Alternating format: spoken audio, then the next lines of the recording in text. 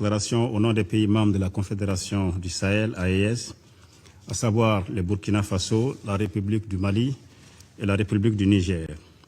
J'adresse nos chaleureuses félicitations à la présidence chinoise du Conseil de sécurité pour l'organisation de cette réunion publique consacrée à la protection des civils dans les situations de conflits armés.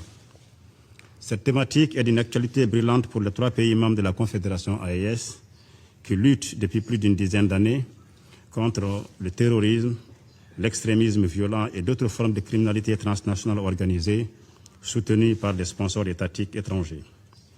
Les terroristes et les sponsors étrangers sont responsables principalement de la mort de milliers de nos populations, y compris des femmes et des enfants.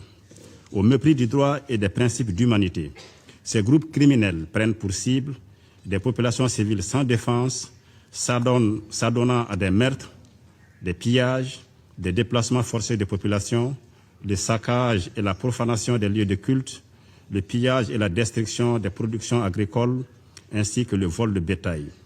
Ils sont également auteurs de la destruction des infrastructures civiles, notamment les écoles, les centres de santé, les équipements d'eau et d'énergie.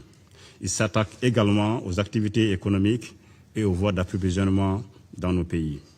Pour mettre fin à ces crimes transnationaux organisés et pour créer les conditions d'un développement durable au profit de des populations sahéliennes, leurs excellences le capitaine Ibrahim Traoré, président du Faso, chef de l'État, le général d'armée Assimi Goïta, président de la transition du Mali, chef de l'État, et le général d'armée Abdourahmane Tchani, président de la République du Niger, chef de l'État, ont décidé en toute souveraineté de mutualiser les efforts des 3 pays dans les domaines de la défense, de la diplomatie et du développement.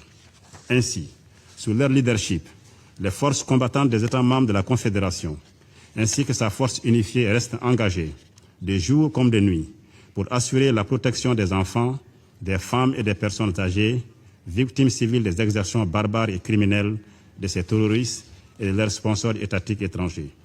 Avec honneur et professionnalisme, ces hommes et ces femmes se battent au prix de leur vie pour garantir à toutes les populations sans distinction aucune la jouissance de leurs droits humains élémentaires, notamment le droit à la vie.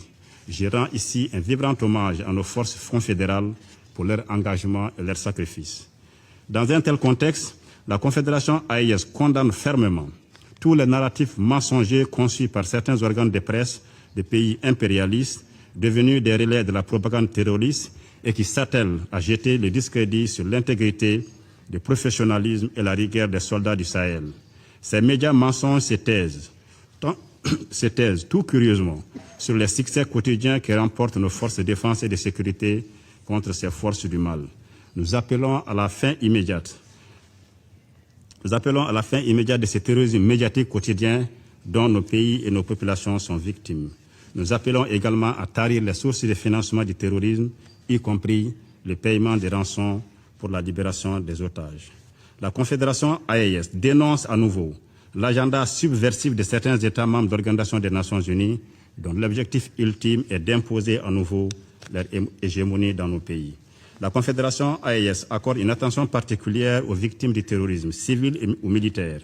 Chacun de ces États membres dispose de stratégies et de programmes visant à aider les populations affectées, y compris les réfugiés et les déplacés internes. À cet égard, nous saluons la déclaration à la presse du 15 mai 2026, par laquelle le Conseil de sécurité, votre Conseil, condamne fermement les attaques terroristes coordonnées contre les villes, comme plusieurs villes maliennes, le 25 avril 2026, et exprime sa compassion et sa solidarité avec le Mali, son peuple et ses autorités. Le message de la Confédération AES se veut sans équivoque. Nos pays restent debout et déterminés à lutter contre le terrorisme international. Nous restons engagés pour la protection de nos populations civiles en toutes circonstances et dans le respect de nos engagements internationaux, en particulier dans le domaine des droits de l'homme et des droits internationaux humanitaires. Je termine en rendant un hommage appuyé à toutes les victimes du terrorisme, sahéliennes comme étrangères, civiles comme militaires, avec une pensée particulière pour les victimes des événements du 25 avril 2026 au Mali. Je salue la résilience admirable des populations sahéliennes face à la situation difficile que nos pays traversent. Enfin, je réaffirme la détermination des États membres de la Confédération AES à lutter contre le terrorisme et l'extrémisme violent dans notre espace commun. Je vous remercie. 感谢马里代表的发言。